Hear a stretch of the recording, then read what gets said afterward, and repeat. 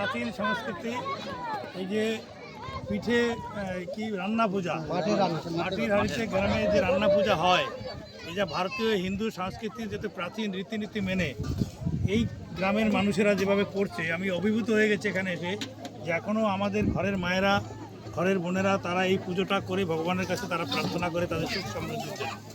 আমি এই পুরাতন সংস্কৃতি যে এই যে আমাদের রহমান যে সনাতন ধর্মের যে রীতিনীতি, এটাকে আমরা সত্যি অভিভূত, এই কৃষ্টি কালচার যাতে আমরা রক্ষা করতে পারি। অতীতে আমরা দেখেছি যে বারবার আমাদের উপর এই পুরাতন সংস্কৃতির উপর অত্যাচার হয়েছে, আক্রমণ হয়েছে, কিন্তু হিন্দু সনাতনী সংস্থা রীতিনীতিকে ধ্বংস করতে পারেনি। তার একটা প্রকৃষ্ট উদাহরণ এবং প্রমাণ এইখানে যুগ যুগ ধরে এই জিনিস চলছে। মা বন্ধুদের সবাইকে আমার নমস্কার জানাই। আপনারা এবার দেবেন, আমি প্রার্থী হয়েছি এখানকার জামালপুরে বিজেপির প্রার্থী। আপনারা এবার দেখবেন, আমি পরের বার যেন খুব ধুমধামে আসতে পারি এখানে। নমস্কার।